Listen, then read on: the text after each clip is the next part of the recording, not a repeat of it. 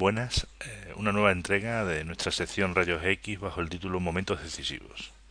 Entendemos por momentos decisivos aquellas posiciones, aquellas partidas que son fundamentales para conseguir un éxito deportivo importante en un torneo importante o conseguir premios, grandes premios. Son momentos donde la tensión, el estrés y la toma de decisiones pues se convierten casi en una pesadilla para el ajedrecista, donde debe de sopesar distintos elementos. Evidentemente, para estar preparados para estos momentos hace falta primero tener mucha calidad ajedrecística, haber trabajado y estudiado duro.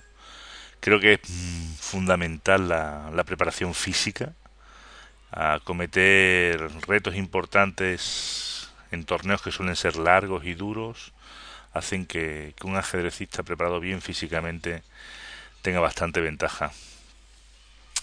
Pero bueno, hoy lo que os vamos a presentar es una partida no de grandes maestros, no de jugadores que estén en juego en un campeonato mundial, sino una partida que se disputó en el pasado Campeonato de España Sub-12. Es claro que para los contendientes era un momento decisivo, un momento muy importante, porque se estaba jugando en la última ronda, en la novena ronda, y por lo que peleaban era por una medalla, por la medalla de bronce de la categoría. Con blancas, un jugador de nuestro club de enorme talento, Pablo Garrido Píriz.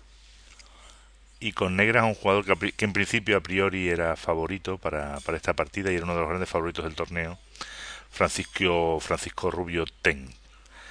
Yo creo que me parece que partía con el número uno del campeonato. Esta posición que tenéis delante es la posición con la que se finalizó la partida. Pablo Garrido jugaba con blancas y ante la oferta de tablas de su rival pues decidió aceptarla. Una aceptación que la verdad es que nos causó bastante asombro a la gente que seguíamos la partida en directo desde Mérida. El campeonato se disputaba en la bella ciudad de Granada, porque pensábamos que Pablo tenía ventaja. De hecho, cuando tuve la oportunidad de hablar telefónicamente con Pablo para felicitarle por su magnífica actuación, ya que terminó séptimo y creo sinceramente que hizo uno de los mejores juegos que se pudieron contemplar durante el campeonato y tal vez mereció mucho más, le pregunté por curiosidad que por qué había dado tabla. Bueno, Pablo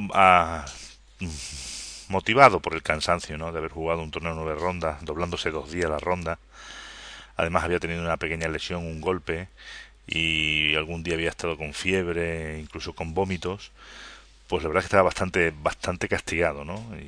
Y físicamente bastante mal, y creo que esto influyó a la hora de no seguir y de confundirse en el cálculo y el análisis de la posición.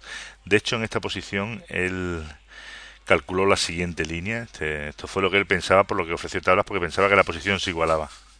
Más o menos la secuencia era esta: torre por C5, torre por C5, que parece forzado, torre por A2, torre C8 jaque, rey H7.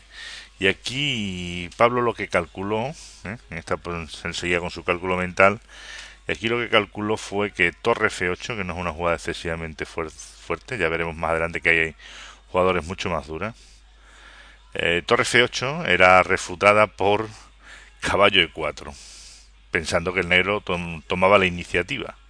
Y sin embargo no vio que simplemente con torre por F7 se defendía el punto F2 y se quedaba con una posición que seguramente le llevaba a la victoria. Evidentemente la jugada torre F8 de Pablo no se iba a contestar con caballo E4, sino que las negras tal vez tengan una defensa más interesante con torre D2. Y si ahora las blancas intentan caballo E5, bueno, pues las negras tienen el simple truco caballo D7 que iguala la partida, ¿no? Torre por D7 y un final que teóricamente parecen tablas, o deben de ser tablas. También las posibilidades con torre A7, parece que también el negro no debe de pasar muchos problemas. En realidad, en la posición donde Pablo da tablas, en esta posición, pensamos que la ventaja blanca es evidente. Primero porque tienen un peón de más que venían arrastrando a lo largo de toda la partida e incluso con posiciones mucho más definidas antes, pero sí es cierto que en Pablo va haciendo mella el cansancio y cada vez su posición, su gran ventaja va disminuyendo, pero aquí todavía pensamos que es decisiva. Y aquí, bueno, las primeras jugadas son evidentes: torre por C5, torre por A2, torre C8 jaque, rey H7. Y aquí, en lugar de lo que había calculado mentalmente Pablo, torre F8, una jugada mucho más simple pero más efectiva es torre C7. Perdón, torre C7. Con torre C7, pues simplemente la idea es la misma, ¿no? A atacar el peón de F7 y, bueno, intentar ganarlo y jugar 3 contra uno, que es una posición que en principio da muchas chances de victoria.